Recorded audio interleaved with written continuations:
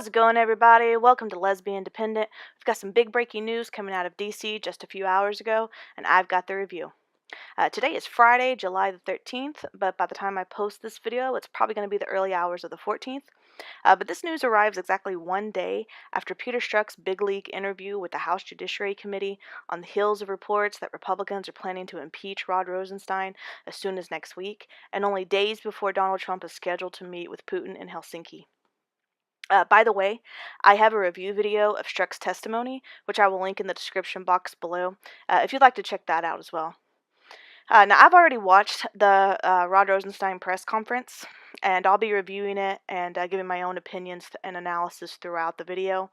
I'll be paraphrasing a lot of this information, but if you want to watch the full press conference, I'll post a link below so you can watch that as well, especially if you haven't watched it already. It's actually pretty short. It's only about 13-14 minutes long.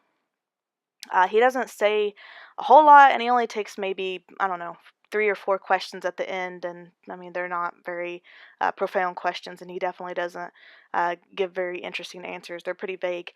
But I'm going to go ahead and start with the direct quote, because as soon as he walks up to the podium, this is what he says. And he says, "Good afternoon. Today, a grand jury in the District of Columbia returned an indictment presented by the Special Counsel's Office. The indictment charges 12 Russian military officers by name conspiring to interfere with the 2016 presidential election." Now, after he says this, he goes on to explain that these defendants or these perpetrators work for what he calls the GRU. From my understanding, the GRU is a Russian military intelligence group. He goes on to explain that these defendants, they acted in 2 different units. One group acted by stealing information. The other group is responsible for spreading that information around. He states there were also 2 techniques used to accomplish this. The first technique is called spear phishing, which is tricking someone into giving your password or information. And the second technique, he says that they hacked onto a computer network or multiple computer networks. They installed malicious software that allowed them to spy on users, capture keystrokes, take screenshots, and remove data. That's called keylogger. This is important. Both of these techniques are important, and I want you to remember these because we're definitely going to talk about these a little later in the video.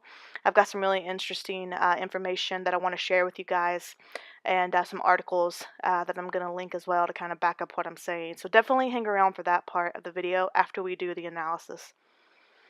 So Rod Rosenstein avoids using names throughout his speech, but he states that the hackers attacked a U.S. presidential campaign, its volunteers and staff's emails, including the campaign chairman, starting in March of 2016. If you happen not to know who he's referring to here, he's talking about the Hillary Clinton campaign, and he's talking about John Podesta, because that would be the chairman of that campaign. He goes on to say that these hackers created fictitious personas known as DC Leaks and Guccifer 2.0. I don't know much about DC Leaks. I don't know if I've ever heard that one. But the Guccifer 2.0, I've seen that and I've heard about that. I don't have a lot of information about it, but I know that it's online. I know that there's information out there. And if you want to research that and know more about it, it's absolutely possible. So there's plenty of information about that out there, and it's been out there for about a year, maybe longer. These personas began releasing this information in June of 2016, and then they transferred these documents to another organization that is not identified by name in the indictment or by Rod Rosenstein. But yeah, this is obviously WikiLeaks. And Rod goes on to say that this organization helped maximize the timing and impact of the 2016 election. I don't know if that means that they're going to plan some kind of charges against WikiLeaks or not, but they definitely didn't seem to do it in this indictment. He goes on to talk about how hackers use cryptocurrencies to hide their identities through computer networks around the world. He didn't go into very much detail about this.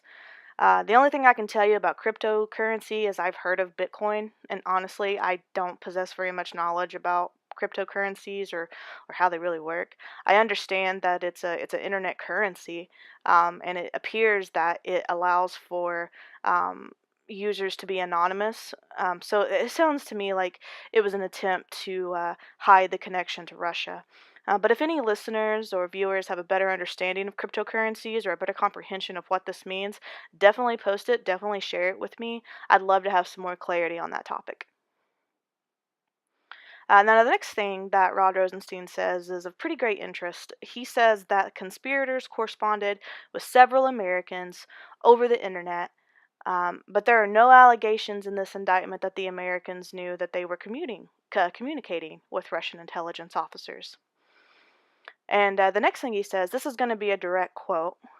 He says, "There is no allegation in this indictment that any American citizen committed a crime."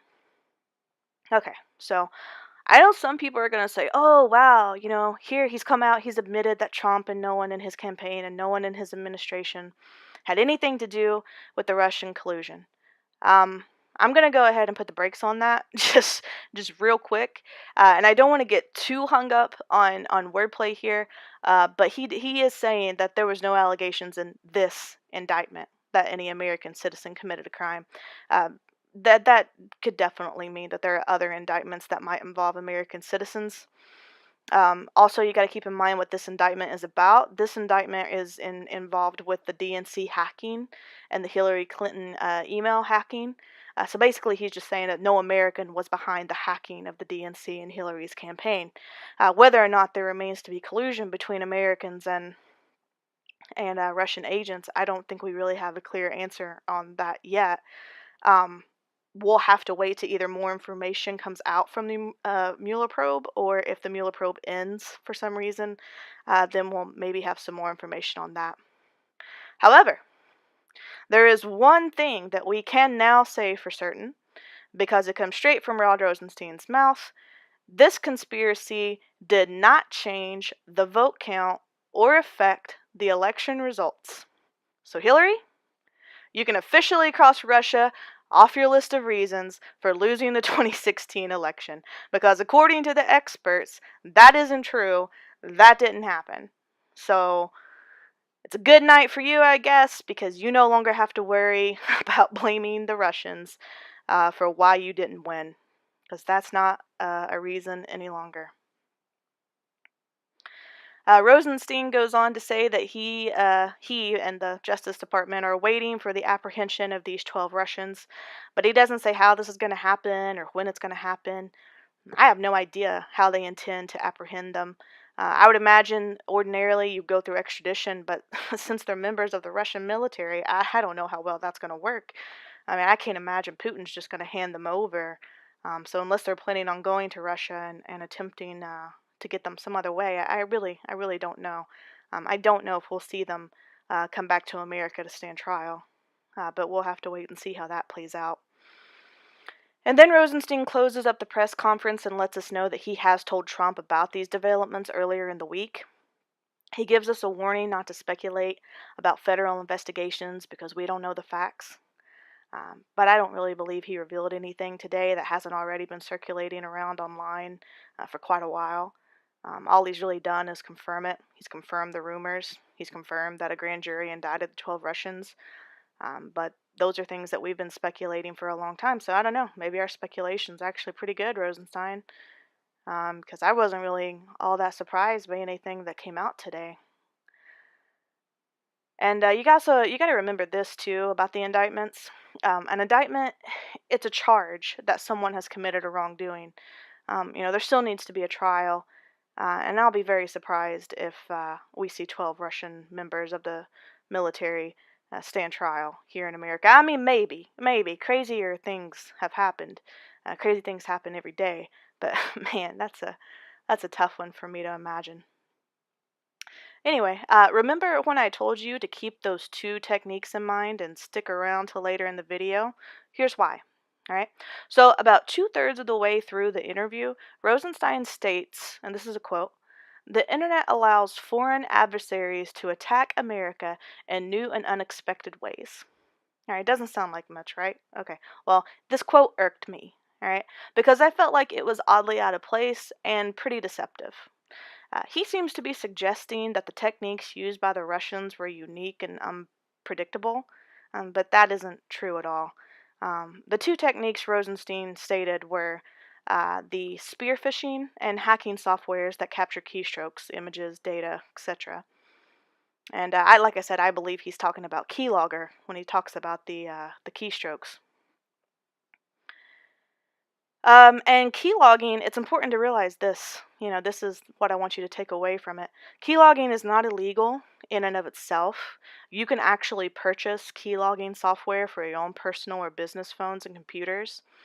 However, the act of using that software to hack into other systems, yeah, that part's illegal. But the product itself, it's not. It's commercially available for consumer purchase. And I would give Rod the benefit of some doubt, but there's no way the FBI isn't capable of handling something like this, or the presidential campaigns. Like there's no reason to really fall victim to this. And honestly, if you're working on a presidential campaign, why haven't you just invested in some better security measures? Why on earth would you respond to a phishing email asking you to input your password? I'm pretty sure they would train government officials at some point, to how to identify a phishing scam. It's not all that complicated. Now, the keylogger, I'll give you. Yeah, I'll give you that because it runs in the background of a device and you'd never know it was there. But the phishing emails, come on. Come on. Phishing scams have been around since at least the 90s. You don't have to take my word for that either. You can research it yourself. I'll show you a good place to start, though. If you remember the old school days of America Online, there's an article written by a gentleman named Mike Langberg, and he wrote this article for the San Jose Mercury News, where he talks about changing your passwords regularly and how hackers are posing as America Online representatives and asking people for their passwords. So it's been going on since at least 1995, so this is nothing new.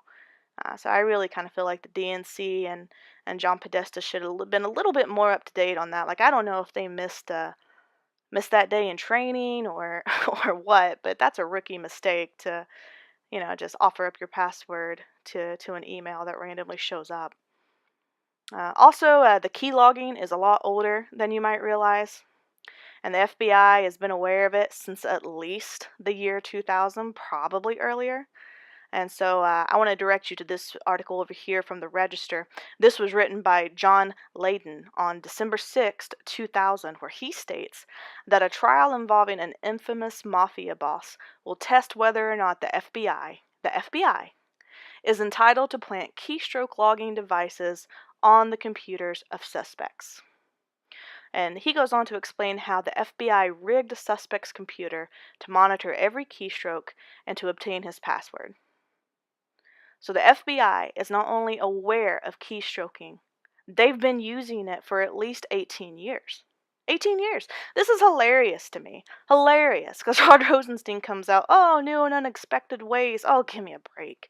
Give me a break, Rod. That's fake news. This is nothing new. All right, so last and certainly not least, let's briefly discuss the timing of this press conference and the imminent impeachment process of Rosenstein. So the timing is very odd. It's the day after Strzok's public testimony. It's also the same day Lisa Page is testifying. I actually kind of wonder if the FBI and DOJ have held on to this indictment information for a while, and they're just now trotting it out in some attempt to make the Mueller probe look more official or credible. You have to wonder about the timing of all that. And I'm not saying that the hacking didn't happen, but I think that this hacking always happens. I think it happens every day, and I think it's probably been happening every day since 1995. I'm not so sure that there was anything really significant that came out of him telling us that. I think it's more significant that he's wearing the same necktie today that he was wearing on the day that he testified in front of the House Judiciary Committee. I don't know. I mean, maybe it's his favorite necktie. Maybe he doesn't have a lot of neckties. Maybe it's his lucky necktie. Maybe it's a conspiracy. But we know that the Republicans are planning an attempt to impeach Rod, and reports say that this could happen as early as next week. And so today's press conference, it could have been some kind of Hail Mary attempt to throw up some deflection, definitely call into question Trump's meeting with Putin, and maybe try to make it look like Rod Rosenstein and the Mueller investigation has not been as reckless and careless as we believe it has been over this time. And quite frankly, I'll tell you something else as well. I've heard rumors that there's been at least $20 million spent on this investigation. It's probably more than that. I would say, honestly, he better have something else besides some phishing and keylogger scams, because you don't spend $20 million on something so simple. But yeah, I think there's going to be a lot more come out about this story. And I'll be covering it as well, as much as I can. I'll be updating you guys as much as I can. And I'm excited to see where this goes, because I think we've reached a turning point in this entire narrative. So it's probably going to get a little crazy from here out. That's going to be all from me tonight. If you enjoyed this video, if you found it informative and useful, please like, subscribe, comment, share, and tell a friend or family member about it. Thank you so much for your time. Have a great evening.